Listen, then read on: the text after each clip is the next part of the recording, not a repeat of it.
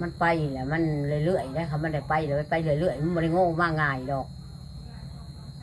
ไปติดไปต่อเอ้าจะไหนไปทงนั้นจะไหนไปทงนี้เขาว่าเปิดเตาขึ้นมากห แล้ว อยเนาะ ไปนอนใช้เฮือนตัวเองอ่ะไปนอนพูดเรื่อยๆไปนอนอยู่หน้าเขานอนอยู่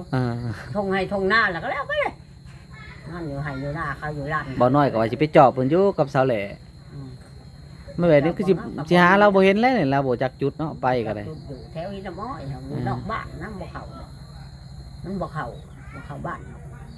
เพราะว่าบ่น้อยโทรหาทางอันในบ้านเพิ่นว่าก็บ่เห็นว่าเพิ่นว่าจักสิบ่จูจุดได้เพราะว่าเพิ่นในบ้านเพิ่นแฮงฮู้และลูกบ้านเนาะ โอ้แล้วไปอยู่เขาก็จักแล้วเว้าม านอนเทือน อะไร คนไปอยู่ไสเนาะ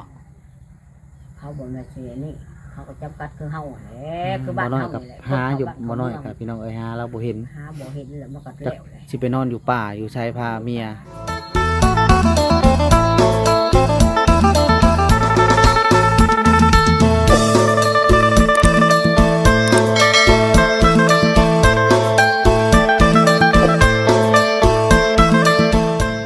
พี่น้องเอ้ยเปิดพามพามื้อนี้ก็บ่น้อยก็หลังจากผู้เข้าก็บ่แล้วพี่น้องเอ้ยฝนตกอะลิมื้อนี้ก็ได้หาแม่ย่าสบายเบาเถิดเพราะว่าทางทีมงานไปหาก็บ่เห็นบ่ฮู้ว่าเพิ่นสิไปอยู่จุดใดแม่ย่าสบายเบาเถิดกับบ่น้อยสิมาถามเพิ่นก่อนว่าแม่ย่าเพิ่นสิฮู้ดีพี่น้องเอ้ยโตบาดนี้ก็สิไปหาเพิ่นอยู่กับยันบ่พอก็เลยบ่น้อยสิมาถามแม่ย่าเพิ่นก่อนย่าเพิ่นสิฮู้ทางลูกชายเพิ่นไปอยู่จุดใดไปเกี่ยวข้าวเกี่ยวน้ำมื้อนี้ก็ได้บ่น้อยสิมาหาเพิ่นก่อนพี่น้องเอ้ยสบายดีแม่เฒ่าสบายดี สบายดี เป็นอะไรได้ยินข่าวอยู่บ่ลูกชายกับลูกไผ่นี่ ได้ยินแต่ว่าไปหาตัดเข่าแล้วจะสิตัดมองได้อยู่ใส่ จักสิตัดอยู่ไสเนาะ จังว่าไปตัดเข่าทำบ่แล้วเข่าเขาเดี๋ยวบ่ได้เข้าบ้านเนาะเบิ่งชมบ่ได้เข้าเมืองอยากอยู่แถวหินน้ำอ้อยแล้ว ได้ มัน ยิน เคยไป ได้ยินข่าวไปตัดทั้งพลานว่าทางอันพอน้อง ไป แขก ดอก เพิ่น พ ว่า ลานบ่ฮอดดอก บ่ฮอดบ่ครับ ว่าแถวหินน้ำอ้อยเนี่ยก็ปั้นได้ตัดบ่มันเคยอยู่นะมันไปอยู่แถวนั่นแหละมันไปแถวนั่นแหละ เราสิไปอยู่ไสบ่เถิดพี่น้องพี่น้องเนาะ โอ้ยมันออกมันได้เงินแล้วมันก็ไปแล้วน้ำมันนั่นแหละแห่งดีหาวได้จักซ้ำมีแนวเห็ดแนวหาแหละมันแห่งหาวแล้วบาทนี่ถ้าจะได้เงินบ่ได้เงินได้หาวก็ได้จักแล้ว อืม จักจะเก็บจักบ่เก็บแล้วไปจักน้ำมันแล้วตัวนั้นทางมันได้จักมันไปแล้ว มันหาแล้วไปเห็ดแล้ว ตัดเขาตัดน้ำเขาบ่แล้วเขาบ่ได้มาใกล้เฮือนหรอกยั ทางทีมงานนั่น เด้อ ทางทีมงานเขาพอน้องแผดก็บ่บอดไปกะบ่เห็น อ่าบ่เห็นแล้วมันบ่ได้มานอนเฮือน มันบ่ไปไกลดอกถ้ามันบ่เข้าบ้าน มันบ่มาบ่ไปดอกทางไกลบ่เข้าบ้าน มื้อวานนี่พอน้องแผดกัดซื้ออันมาม่ามื้อวานมื้อซื้อนี่แหละซื้อมะม่วงมาม่าแม่ซื้อไปส่งให้ เออ ก็บ่เห็นบ่อยู่พี่น้องเอ้ยเพิ่นสิไปอยู่ไสเนาะบ้านนี่ ตัดเขาแล้วบ่ได้อยู่แล้ว ทางแม่วอนว่าพี่น้องเพิ่นมาหับเอ้าอยู่ทางอันพะลานแม่นบ่เนาะ ยันบ่แม่นดอกเห็นไปทางนี้ ทางแม่เฒ่าว่าบ่แม่นเนาะ บ่ขอยันว่าไปแถวหินน้ำอ้อยนี่บ่ไปใกล้ดอก ทางหินน้ำอ้อยนี่แหละบ่ใกล้ดอกฮอดพะหลอกพะล้านนะ แม่เฒ่าว่าบ่เชื่อบ่น่า พี่ สิ น้อง ไป มา เนาะ ใช้อยู่พุ่น แล้วบ่มีพี่น้องบ่ บ่มีดอกอยู่พะล้านนะพี่น้องอยู่ที่ใด หากพี่น้องว่ามาหับเอ้าว่ะ บ่ยันวันอื่นนะมาเอาวันอื่นไปนะวันอื่นมาเอายัดแถวหินน้ำอ้อยนี่นะบ่ไปไกลดอก ญาติ แถวนี่แหละ ญาติมาบอกมาตัดเข่าหั่นเนาะ ได้บอกว่าไปตัดเข่าแถวนี่แหละบ่มันเคยอยู่เท่าป้อมเท่านี่แล้วเขาเคยไป ไผจ้าง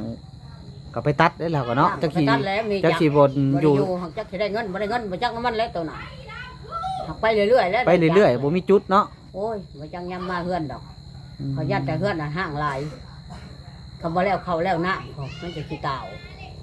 เห็นมันมาอย่างว่ามาเถอะก็มันได้ไปอยู่เลยได้ ก็อยาก ไปต่อเลยครับเนี่ย สิปะเฮือนปานนั้นบ่เนาะ ว้ายป้าได้พวกนี้เขาบริชนได้อัดตู้ตีไรไว้ได้ว่าไปเขาว่า เฮือนน่ะล็อกกระแจไว้เฮือน เราก็แจ้ไว้แล้วก็ไปแล้วเขาว่าบ่ บ่น้อย ได้เขาว่า ก็อยากไปหาเพิ่นก็ยังกู้ข้าวบ่แล้วพี่น้องเอ้ยมื้อนี้ก็ฝนตก อันนี้ก็กู้แล้วก็พ้นห้ำไว้อยู่หันว่าท่านได้ปั่นเลยว่าสิปั่นคนแหน่ๆยาคนห้ำดิจักแนวเว้าแหล้วมาหูน้ำมันน่ะมันไปมันไปจักมาดอกบักเถิดน่ะขับเท่ามันอยากมาพอแหล้วคือมันเคยไปอย่างไรอันนั้นแหละเขาว่าไปคำก็มากกว่านอนเงือนนอนซานมีบอลอยู่บอลเศร้าเลยเนาะแต่หาช่างเลิกดวง มื้อ เสือ มื้อ ไปนั่น มื้อน่ะบ่น้อยไปหาก็บอกให้ค่ำนะให้เมื่อนอนเฮือนนอนชาน ไปน้ำไก่นี่ก็ได้ตัดเข่าตัดหนามนั่นไปที่น้ำอ้อยก็มันก็บริไกลคือกันเขตอันเดียวกันน่ะก็ตัดแล้วก็มานอนเฮือน บ่ได้ไกลปานใดเนาะ โอ้ย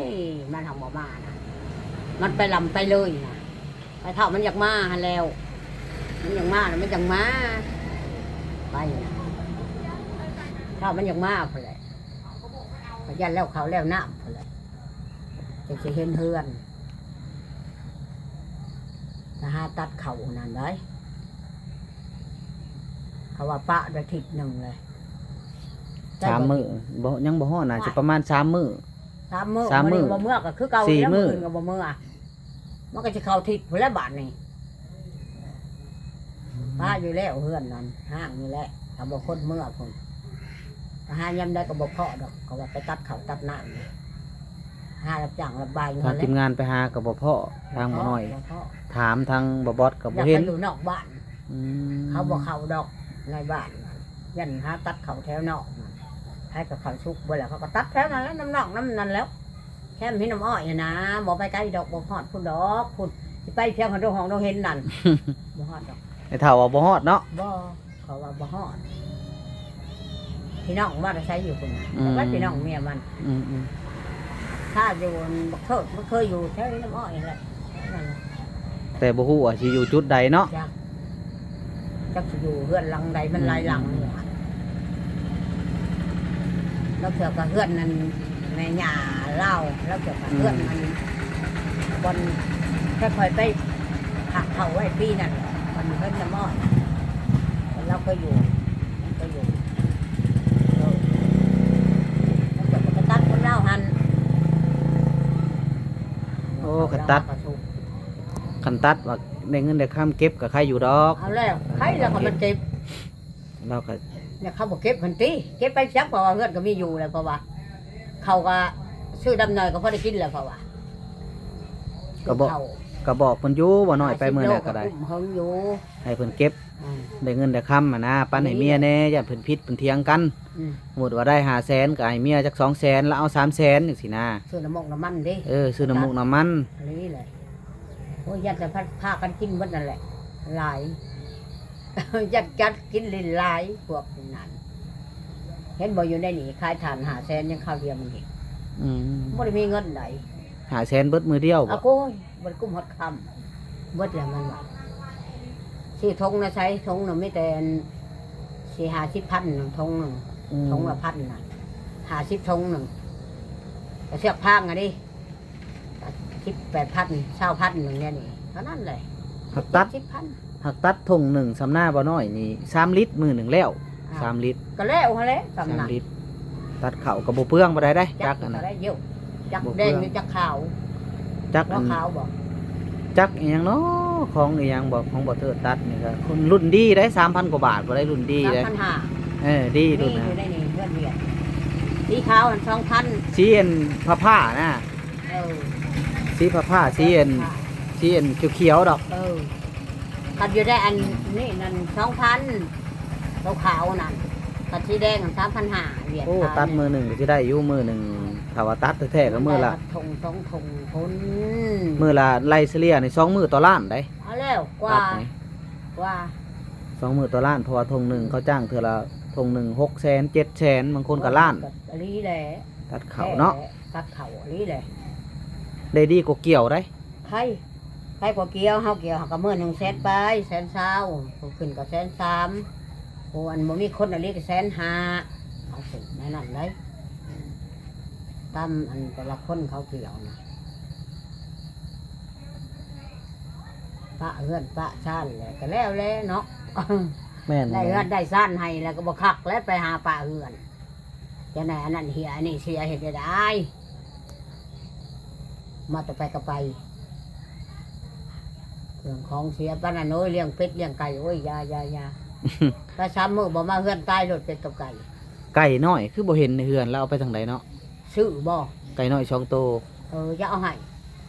อัน เดี๋ยวเขา ทางแม่แล้วเอาให้บ่หรืออีหยังไผเอาให้แหละบ่น้อยก็เห็นอยู่2โตไก่ แต่บ่เอาให้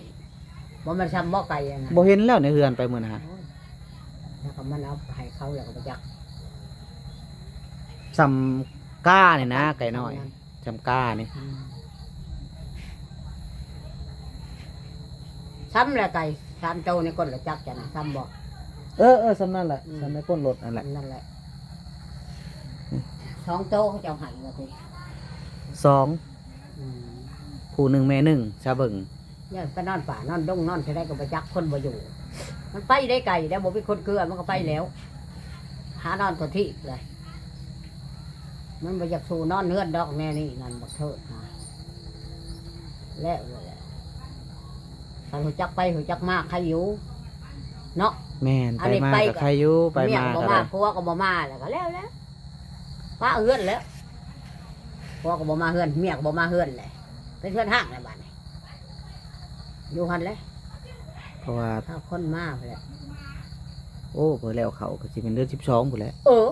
ก็ เนาะ บ่เดือนพุ่นแหละมันก็บ่มาดอกน้อยนักมันมาเท่านึงแล้วเกี่ยวกันมันไปแหละมันเรื่อยๆนะครับมันได้ไปเลยไปเรื่อยๆมันบ่ได้โง่มาง่ายดอกไปต่อเอ้าจะไหนไปทงนั้นจะไหนไปทงนี้เขาว่า เปิดเตาขึ้นมาก็ แล้ว หอยเนาะ ก็นอนสะเฮือนตัวเองอ่ะไปนอนพูดเลยๆไปนอนอยู่หน้าเขานอนอยู่ เออ ทงให้ทงหน้าแล้วก็แล้วไปเลย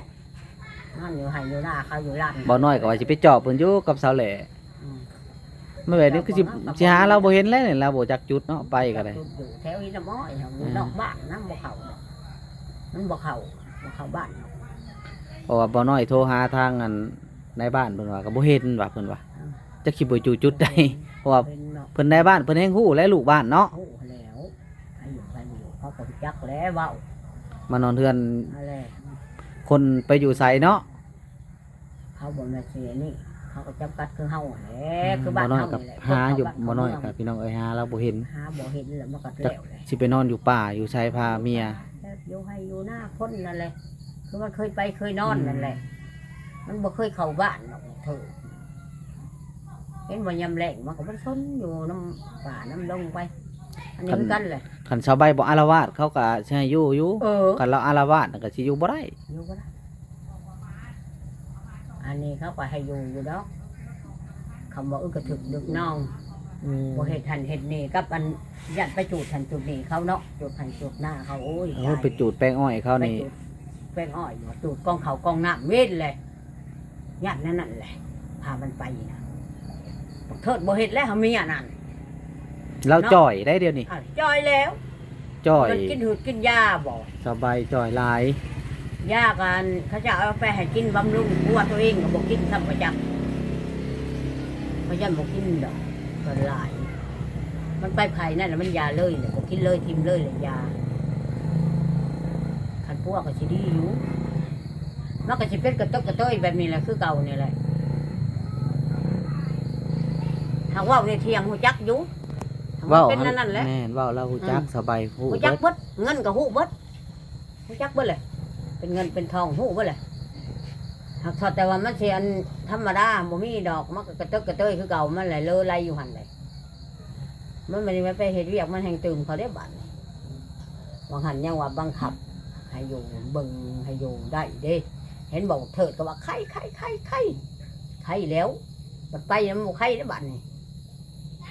จะไปเห็ดเวียกจะไปเรื่อยๆได้ คันว่าอยู่ในเฮือนในชานนี่สิใครอยู่เนาะไปมา ทางทีมงานไปหากับบ่เห็นพี่น้องเอ้ยทาง มาได้มันสมบูรณ์มาเพื่อนมัน ว่าน้องแพทย์ ไป ก็ได้ เรื่อยๆมันไปเรื่อยๆได้ เพิ่นจักซื้อเครื่องซื้อหยังไปให้กับบ่เห็น ที่ยังให้กูเห็นแล้วมันไปเลยมันบ่อยู่เพื่อน มันแบบว่ามันไปมันคำแล้วมันบ่มาหันไปแล้วมันคำมันมาบ่เป็นหยังอันนี้มัน แม่นั่นแหละ ไปแล้วคำมืดมันก็บ่มานอนไปหนาเลย สินักไปหน้าแหละเนาะ โอ้ คันมาเฮือน ไปหนา คันมาเฮือนมาสร้างก็สิไผแน่ ให้แน่ข้าวน้ำจำปายังเขาก็ให้กินไปเรื่อยๆตัดไปเรื่อย ออกแต่ร้านนี่เขาร้านนั่นอะไรก็คือปั่นเขานี่แหละบ่มาดอกบ่พ่อแหละบ่พ่อมันดอกทำไมมันอันนันกาบ่เป็นหยังถ้ามันมาน่ะมันบ่มานี่ติปะเฮือนปะซานเนาะ แม่ ขับ นั่นแห มื ละ ดเปิดตาก็มาแล้วเฮือนตัวเองมานอนเลยได้หยังก็มาอยู่มากินตื่นมาก็ไปไหมแม่นละว่ะอันนี้ปะเลยไปเลยจะไปช่างเหียจะไปช่างเสียแล้วบ่อยาก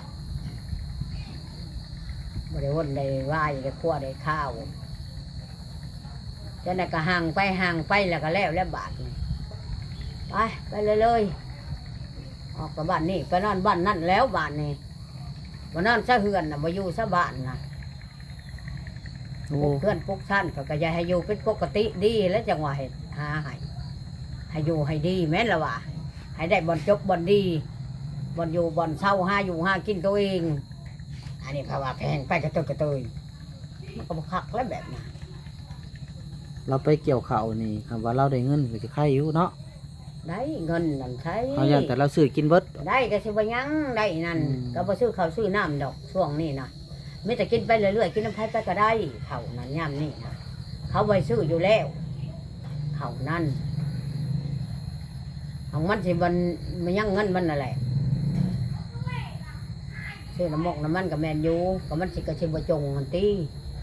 แต่เอา มัน ไป ก็สิเอาเต็มไผ่เต็มมันได้บาทในตอนช่วงในเงินหรือได้ 500,000ก็เบิด500,000ว่าไม่ เส้น เท่า นี่แหละถ้าอยู่ในนี่ดอกก็เห็นขายฐาน ไม่เท่า เท่าไรเถอะคอยพาไปขาย ไม่เท่าอันคิดว่าเนาะ ตามคอยคิด ถ้าอยู่น้ำข่อยในนี้ขายฐานนั่นหมดเลยได้เงินเฮาอ่ะมึงเห็นได้เถอะถ้ากันซื้อกินไปเลยว่ะเอ้าซื้อไปทั้งแด้เมียน่ะเอาให้เมียแน่ว่ะซื้อแน่ว่ะซื้อทงนะใช่ก็มีแต่70,000นั่นกับเสียบพางทง50ทาน50ชอบมันเข้าไปพัน อืม พอพัดหมดแล้วมันล่ะเองพามาขายฐานได้เงินน่ะมันเอาบ่ยัง เราซื้อเก่งเนาะ โอ้ย ใส่ใจเก่ง ความคิดความอยากมากกว่าประสงค์กินพันใดดอก มันคือแนวเดียวแหละมันหลิ่นลาย อย่าออกมาเด้อหลุดเด้อไปเยอะได้ย่อยมึงมันหลิ่นลายมันบ่ได้เงินดอกบอกเถอะทั้งมึงกว่าขามึงกว่าขยันนั่นไปทงนี่ก็หมดไปทงนาก็หมดนั่นข้างแนวครัวก็กินเมียก็กินเตย เพราะว่าเขาบางทงเนี่ยเขาจ้างแพงได้เกี่ยว แพ ข้าว ง ได้ แล้ว เกี่ยวข้าวนี่ แพงตั มั ด นมา เขา เข้าทีอันนี้ บางทงกับล้าน จ้างแพง บางทงกับเป็นล้านได้ ล้านไปแล้วตามมันหน่อยมันหลายเห็นไหม เอาไปทง เขาก็ไล่เบิ่งเนี่ย เดทงหนึ่ง เลยได้มันดันหลายเขาก็จ้างหลาย สมมติว่าทง ดอกสิให้น้อง ทงหนึ่งได้ประมาณ100 สอบนี่เขาก็จะจ้างเป็นล้านไป จ้างหลาย ล้าน แล้ว 4 ล้าน5เนาะ นี่บักเอกก็ได้นี่จ้างเขาตัด อืม จ้างแทนน้องพังบอกจ้างเขาตัดนะจักเขาได้มันแล้วตัดสิแล้วเลยเด้2 มื้อตัดมื้ออื่นนี่วันเสาร์แล้วว่าบอกยันเสร็จแล้วมื้ออื่นในห้องแล้วตัดคนเดียวแล้วได้เบานั่นแหละ ตัดเดียวแล้วอะไรเอกมันก็บริตัดมันเกี่ยวไปน้ำลังไปแล้วมันเข่าก็ได้ ไปเห็ดอยู่โอ้ยได้อยู่ตัดเข่านั่นได้อยู่แล้ว ได้ดีได้งานตัดเข่านี่ ได้ งานตัดเข่าได้ดี ได้ดี เพราะว่าเข่า ล้านป้ายเข้าให้นะ ทงหนึ่งนี่ประมาณ70-80 ขนาดให้หนึ่งให้ใหญ่ให้มดนะยัง300,000แหละเขาจ้าง อืม 300,000ได้ให้หนึ่งได้ บ้านเขาแพงได้จ้างตัดได้ บ้านที่มาอ้อยนี่แหละก็ให้หนึ่ง300,000เราจ้างจักกับจักเราเองนะมันเราเองจ้างบอก อื เถอะ ม ให้1-300,000มึงลูกเขาจ้างมันอยู่บ้านนั้นให้น้ำอ้อยฮะจักเขาเองตัดมันก็ได้น้ำเขาเป็นน้ำเขาอะไรอันนั้นมันบริยังเงินมันหมดมันซื้อกินจักแล้ววางหันยังว่าบ่มีลูกมีเมียนั่นเนี่ยก็จังว่าแล้วพังเบิ่งแล้วนั่นก็ได้จักเมียสิโฮมจักพัวสิโฮมไปจักน้ำเขา โอ้ยอย่างแต่เรา ยัดแต่เดียวๆแหละบ่เรือดอก แล้วเบิ่งเห็นบ่เมียก็คือแข่งนกแต่ แต่เมียล่ะ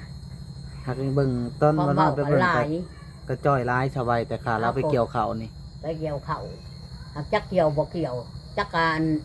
ได้แต่โคซื่อๆมีแต่พวกเกี่ยวก็ไปจัก บ่เราก็ไปหา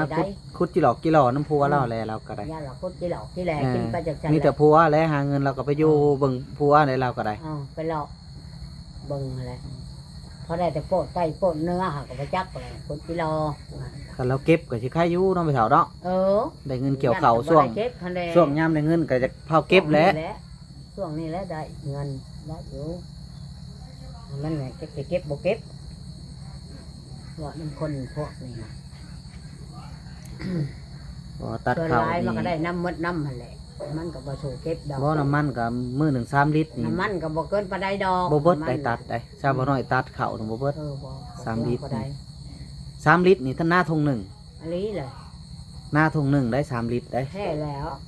หน้าทงหนึ่งนี้ ป แล้ว ระมาณทงหนึ่งประมาณ50-60 สอบนี่ต่อ3ลิตร อันนี้เลย 60-70 สอบนี่ต่อ3ลิตร อันนี้แหละอันนี้แห่งญาติกินร้ายกว่าหันติ เพราะว่าไล่เฉลี่ยนี่ไล่หนึ่งต่อลิตรตัดเขา แท้แล้ว บ่ได้เร่งเรียรอนะ ธรรมดาเขาตัดธรรมดา ตัดธรรมดา เขาก็ยังบริเบิดหลายเขาตัดเขาเห็ดอยู่เขาก็อันนี้ญาติแต่มันบ่ยั่งหนนามันนี่นั่นบ่ยั่งวันเดียวแหละ โอ้คันเราเก็บเนาะช่วงนี้เนาะ โอ้ยมันบ่ท่ง ขอ เลย เทิดนี่คันเราเก็บพี่น้องไอ้สิ บ่ต้องเนาะ ได้เงินดีได้ช่วงนี้ตัดเขา ได้ นี่ ต้นนี่แหละ อืม ต้นนี่แหละได้เงินมาตัดเขาตัดหน้ามันมีจักมันไว้ให้ แม่น จัก แหละ อาศัยไว้ เพราะว่า ได้ จักหน่วยหนึ่งนี่ซ้ำกับคน10คนเด้ เอาแหละ จ้างนี่ ทำแท้แหละ ซ้ำกับคน10คนพี่น้องเอ้ย ทำอะไร จักหน่วยหนึ่งนี่ต่อคนหนึ่งตัด เออ กับซ้ำเขาจ้างคน10คนนี่ซ้ำกัน แท้แหละทำแล้ว ของแนวจักเขาตัดเขาอันนี้เด้มันไว้ แม่น ข้าวเกี่ยวมันก็บอกปันไดย่างนี่ก็เบิ่งว่านี่คนละ100,000มื้อหนึงมันเท่าไรเลยเนาะมันบ่ได้ก็อันนี้ตัดกับต่างหากอีกมันได้อยู่ดอกมันหาเงินหักแต่คันมันสิเก็บหรือมันสิบ่เก็บก็บ่ฮู้น้ำมัน เรื่องหาน่ะมันหา มันเหลืออะไรๆอันสำจักนั่น เหลือเลยเนาะ เหลือแล้ว มันเหลือแล้ว อันมันไปหาตัดนั่น